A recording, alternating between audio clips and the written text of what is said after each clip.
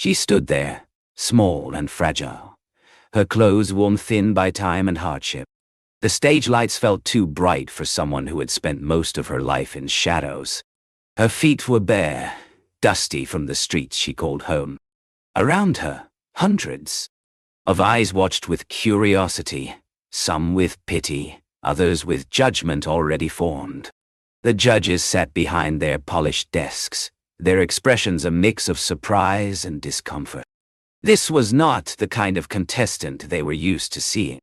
This was a girl who did not belong in their world of glamour and polish. But she had walked onto that stage anyway, carrying something heavier than anyone could see. Her hands trembled slightly at her sides, not from nervousness about performing, but from the weight of uncertainty. Would they laugh at her? Would they turn her away like so many others had? Would this be another moment of humiliation in a life already filled with too many? And when she opened her mouth to speak, the words that came out made the entire auditorium fall silent. "If I sing well, will you give me a plate of food?" Her voice was small but clear, cutting through the air like a knife through fabric. It was not a question born of hope. It was a question born of hunger, of desperation, of having asked it too many times before, of having learned that nothing in this world comes without a price, without negotiation, without proving your worth first. The audience shifted uncomfortably in their seats. Some looked away, suddenly finding the exit signs fascinating. Others whispered to each other, their faces painted with disbelief. A few pulled out their phones, but not to record this time. They were uncomfortable, unsure how to process what they were witnessing. How could someone be so direct about their suffering? How could someone stand on a stage meant for dreams and reduce it all to something as simple, as devastating as a plate of food? One judge leaned forward, her face softening with something that looked like sadness mixed with shame. Another cleared his throat, unsure of what to say, his prepared questions suddenly feeling inappropriate. The third judge looked down at his scoring sheet, realizing how absurd it seemed to rate someone on a scale when they were standing there asking for basic survival. The girl did not move. She stood there, waiting, her eyes steady despite the trembling in her hands. She had learned long ago not to expect kindness without conditions. She had learned that the world did not give freely. And so she asked the only question that mattered to her in that moment. Not for applause, not for fame, not even for victory. Just for food. Just for the chance to quiet the gnawing ache in her stomach for one day. But what happens next will change everything. Not just for her, but for everyone in that room, and for thousands watching who would never see the world the same way again. Her name was Maya, though no one on that stage knew it yet. To them, she was just another face from the streets, another child who had somehow wandered into a place she did not belong, another statistic in a city filled with forgotten children. But Maya had a story, one that stretched far beyond the dust on her feet and feet. Hunger in her belly. A story that was both uniquely hers and devastatingly common. She had not always lived on the streets. There was a time years ago when she had a home, a small house with a tin roof that rattled when it rained, creating a rhythm. That became the soundtrack of her childhood. A mother who sang lullabies in a voice so soft it felt like being wrapped in warmth, even on the coldest nights. A father who worked long hours at a construction site but always came home with a smile. No matter how tired he was, no matter how much his body ached from carrying heavy loads under the scorching sun. They were poor, yes, but they were together. And in that togetherness, there was something resembling safety. There was love in their small woman. There were meals shared sitting on the floor, because they could not afford a table. There were stories told before bedtime, dreams discussed even when those dreams seemed impossible. Her father would talk about sending Maya to school, about her, becoming a teacher or a doctor. Her mother would smile and add that Maya could be anything she wanted, that her voice was special, that she had inherited a gift that should not be wasted. Maya remembers those days now like fragments of a dream. Haziah, but precious. Painful to recall because they remind her of everything she lost. But life has a way of shattering safety without warning, without mercy, without giving you time to prepare for the fall. Her father fell ill, the kind of illness that comes quietly but spreads like wildfire, eating away at strength and hope with each passing day. It started with a cough that would not go away. Then came the fever. Then the weight loss. Then the weakness that made it impossible for him to work. The medicines were too expensive. One bottle cost more than what he used to earn in a week. The hospitals turned them away when the money ran out, their clean white walls and efficient staff suddenly becoming unreachable fortresses. Maya watched her father grow weaker each day, his smile fading like ink in rain, his voice becoming a whisper that she had to lean close to hear. She remembers the way his hands, once strong enough to lift her high into the air, became thin and trembling.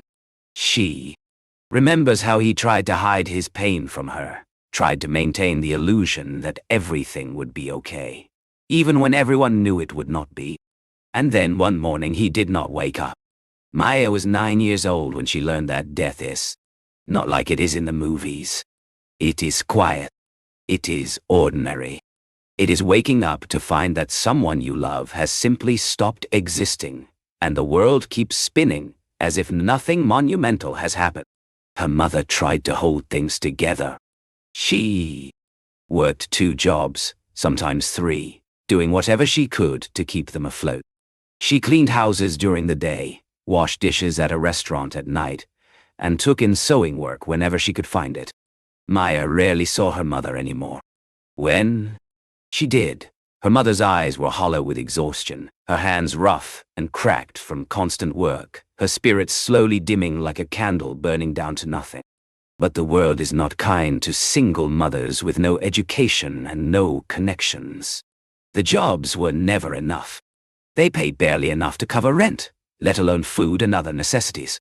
The landlord was not a cruel man, but he was not a charitable one either.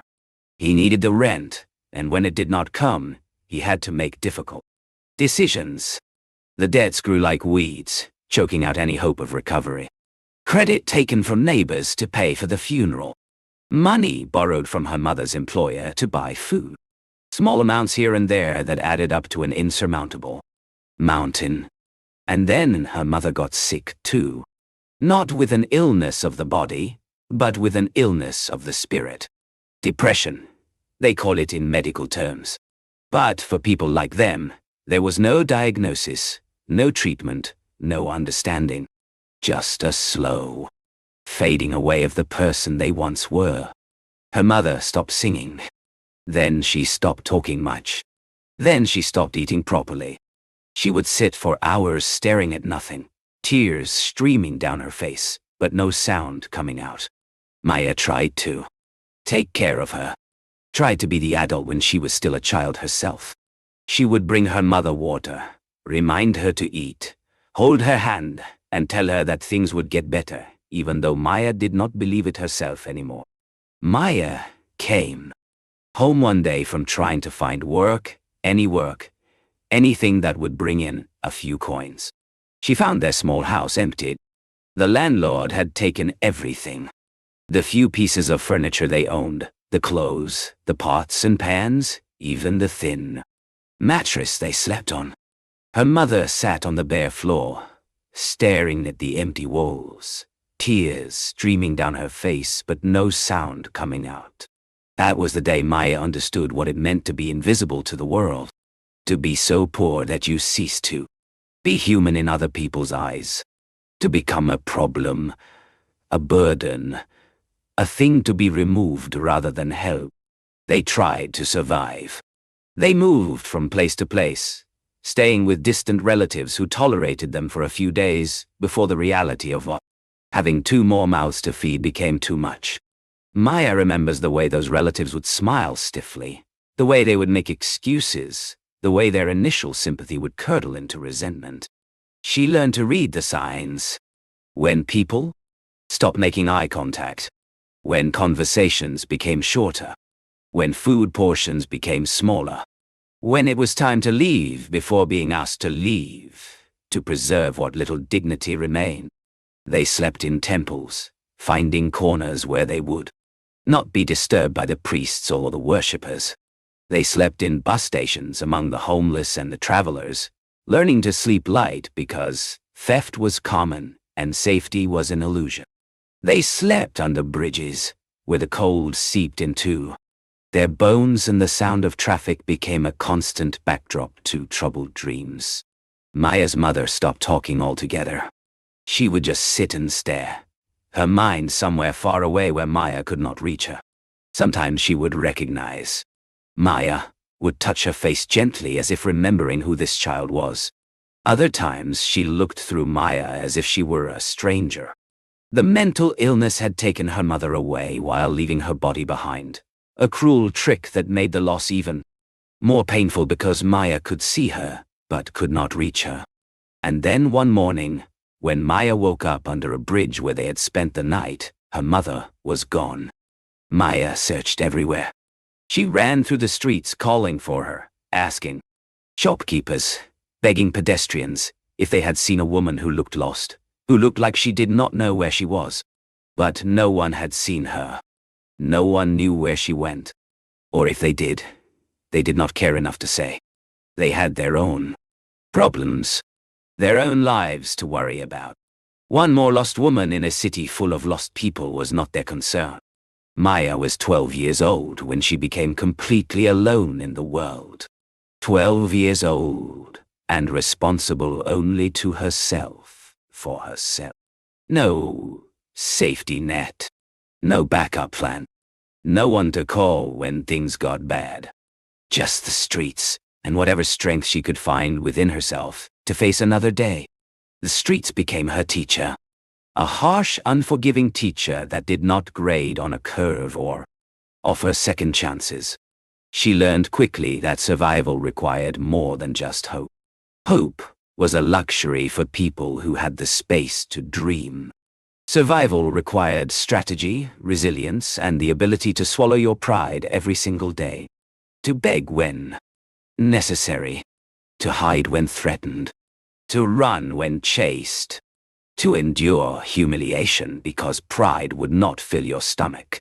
She learned which corners were safer to sleep on, the ones where police patrols were regular enough to deter the worst predators, but not so frequent that they would chase her away. She learned which shop owners might spare some leftover food at the end of the day, which ones to approach with downcast eyes and quiet requests, and which ones would curse at her or worse. She learned which alleys to avoid when night fell, the ones that became hunting grounds for those who preyed on vulnerable children. She learned to move in groups when possible, to befriend other street children who understood the unspoken rules of survival. She learned to read people's faces with an accuracy that most adults never develop. Within seconds of seeing someone, she could assess whether they would help or hurt, whether they saw her as human or as trash to be swept away. She learned to make herself small when necessary, to disappear into shadows, to become invisible when invisibility meant safety. But she also learned when to be visible, when to position herself where compassion might strike, where guilt might translate into a few coins or a piece of bread. She collected scraps from garbage heaps, her small hands sorting through waste that made her stomach turn, selling whatever could be sold for a few coins to the recycling collectors who barely acknowledged her existence. Plastic bottles, cardboard, metal scraps. Each item worth only a few pesos, but those pesos added up to survival. She washed cars at traffic lights, her small hands working quickly with a dirty rag and water from a bottle she carried. Everywhere, trying to finish before the light turned green and the annoyed drivers would wave her away. Some would pay her. Some would roll up their windows and pretend they did not see her. Some would shout at her for touching their expensive cars with her dirty hands. She stood outside restaurants, watching families eat through the windows, her stomach twisting with hunger as she saw food that would be left on plates, food that would be thrown away, food that represented more calories than tea she would consume in days. Sometimes people would give her food, leftovers they could not finish, bread that had gone slightly stale, rice that had been sitting too long. She learned not to be picky, learned to be grateful for anything, learned to eat quickly before someone could take it away, or before stray dogs, equally desperate, would fight her for it. Sometimes people would shoo her away like she was a pest, their faces twisted with disgust or annoyance. Sometimes they would look right through her as if she did not exist at all. And somehow, that was worse than the active cruelty. To be invisible. To be nothing. To stand inches away from someone and have them not acknowledge your humanity. The monsoon season was the worst. Rain meant no work. Wet meant cold. Cold meant sickness. And sickness without medicine or care meant a slow, painful struggle that many street children lost. But Maya had something that the streets could not take away. She had her mother's voice. Not literally anymore, since she did not know if her mother was alive or dead, but something her mother had passed down to her before the illness took her mind away. The ability to sing. The gift of melody. Her mother used to sing all the time, filling their small home with songs that made everything feel lighter, made poverty feel less heavy, made suffering feel less permanent. Old folk songs passed down through generations. Devotional songs that spoke of gods who listened to the prayers of the poor. Love songs that painted pictures of a world where happiness was possible. And Maya had inherited that gift, that ability to create beauty with nothing but her voice. On the coldest nights, when hunger made her stomach ache and loneliness madden, her heart hurt, when she wondered if she would survive another day, or if her body would finally give out, she would sing. Softly at first, just to herself. Old songs her mother had taught her. Songs about hope and love and better days. Songs that reminded her that she came from somewhere. That she was not just a street child, but someone's daughter. Someone's beloved child who had once been precious. People walking by would sometimes stop and listen. A few would drop coins into her hands, payment for a moment of beauty in their otherwise ordinary day. But most would just keep walking, their minds already somewhere else. The song just background noise to whatever internal dialogue was consuming their attention. Maya never sang for money, though the coins were useful when they came. She sang because it was the only thing that made her feel connected to who she used to be.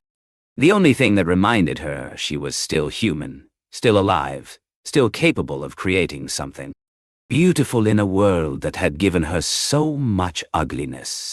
She sang because in those moments, she was not just a street child begging for survival. She was an artist. She was her mother's daughter. She was someone who mattered. The streets were full of children like Maya, each with their own story of loss and survival. She knew some of them. Ravi, who was 8 and had been abandoned at a train station. Priya, who was 14 and had run away from an abusive home, only to find that the streets offered a different kind of abuse. Anil, who was 10 and had lost his entire family in a fire. They formed a loose community, these forgotten children.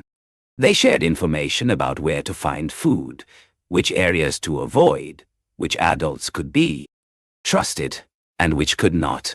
They looked out for each other when they could, though survival often made selfishness necessary.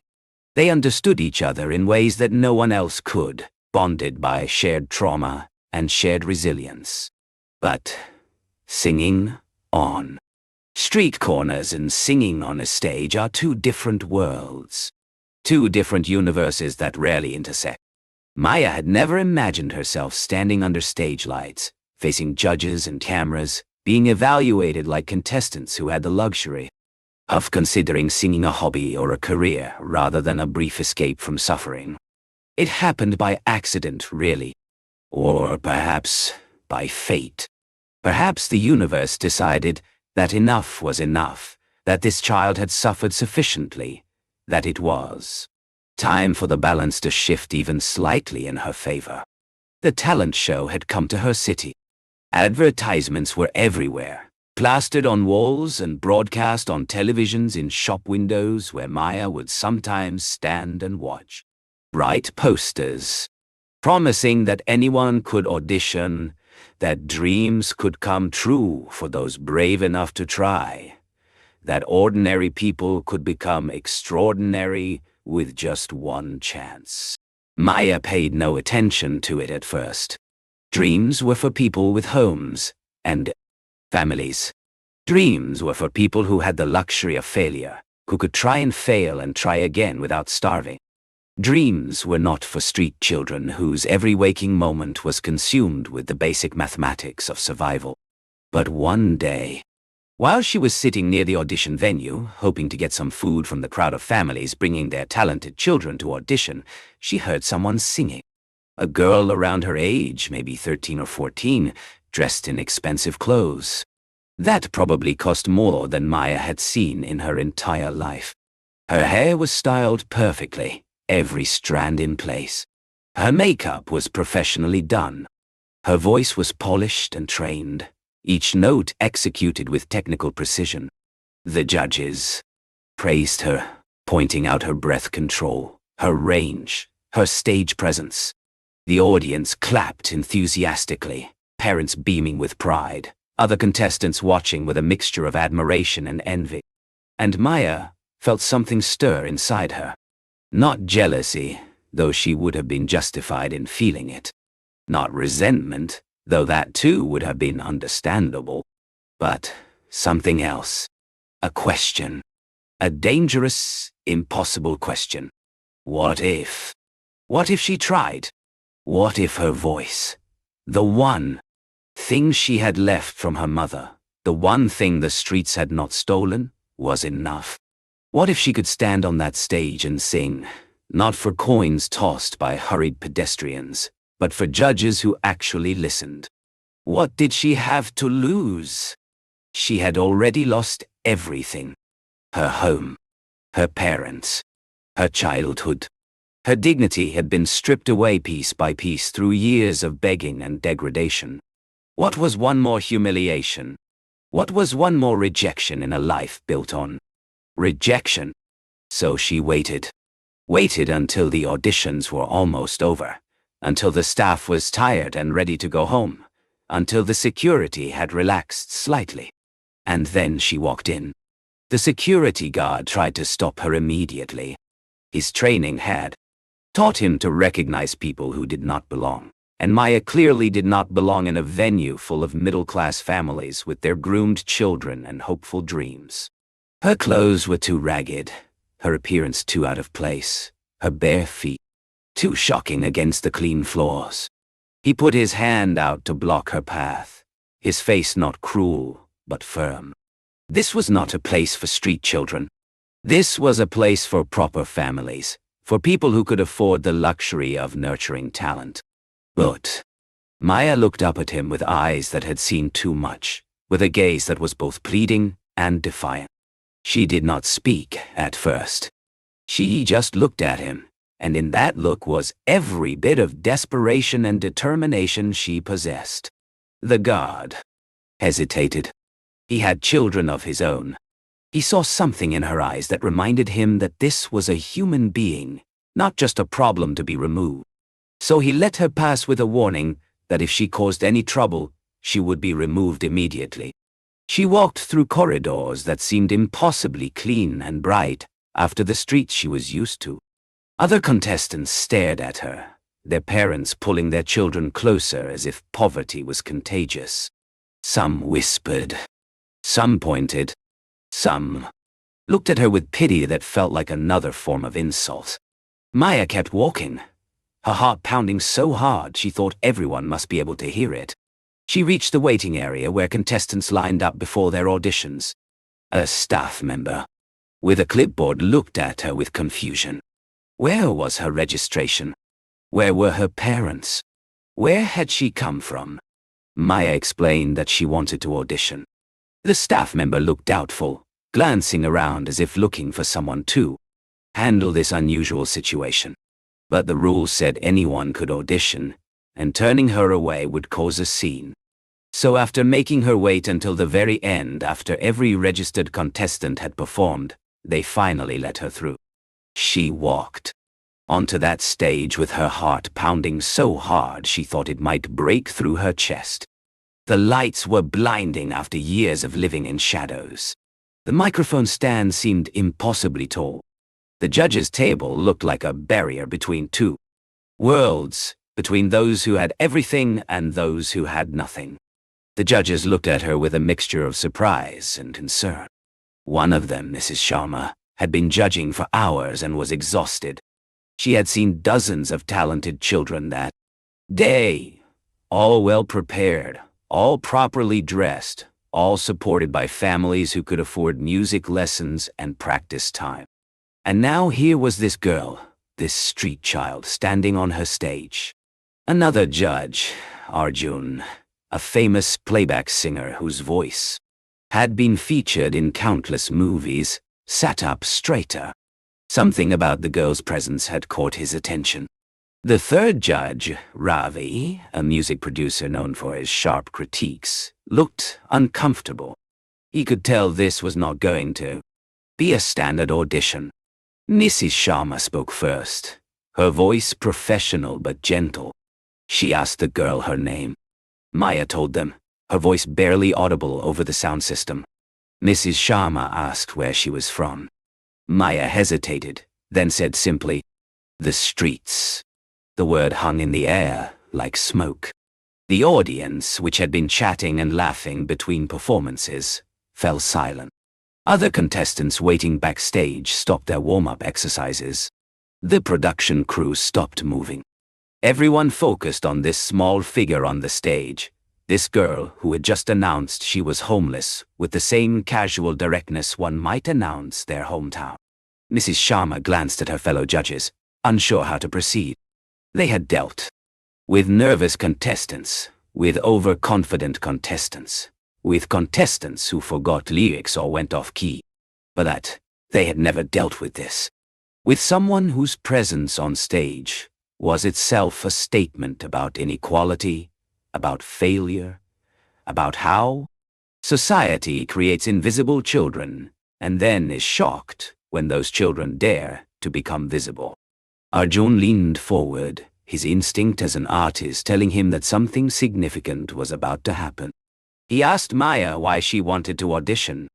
And that was when Maya asked the question that would change everything. "If I sing well, will you give me a plate of food?" The room went completely still.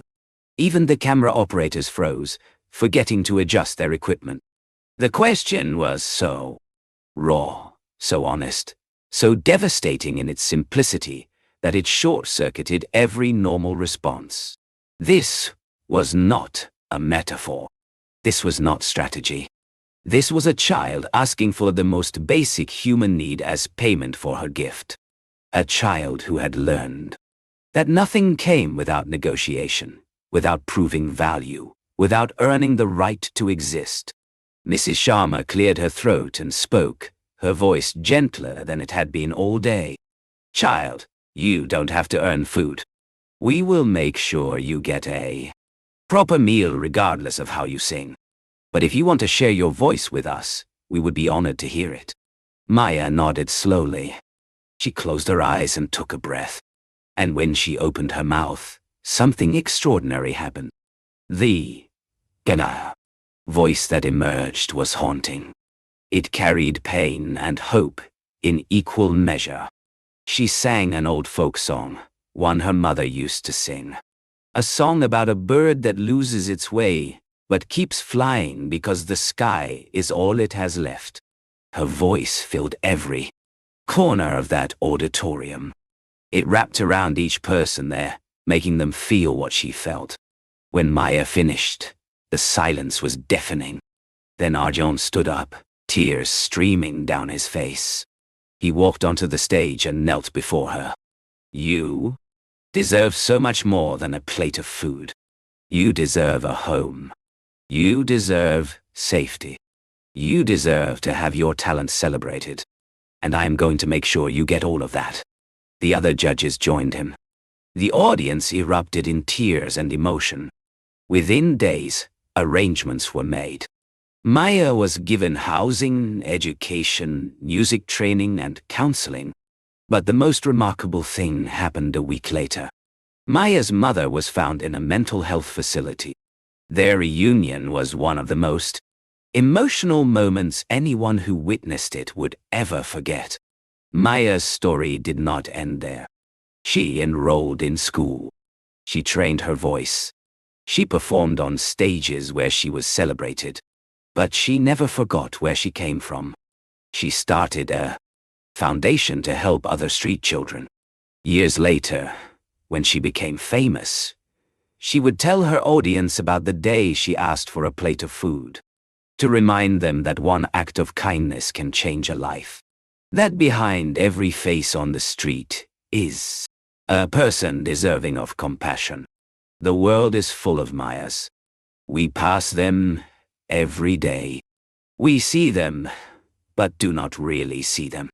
But change is possible. Maya's story proves it. So if this story touched your heart, let it be the beginning of something. Share it. Not for views, but because someone needs to hear it. Subscribe for more stories that reveal truth and remind us of what truly matters. Stories about real people finding real hope. Because every story hides a truth, and every truth deserves to be heard.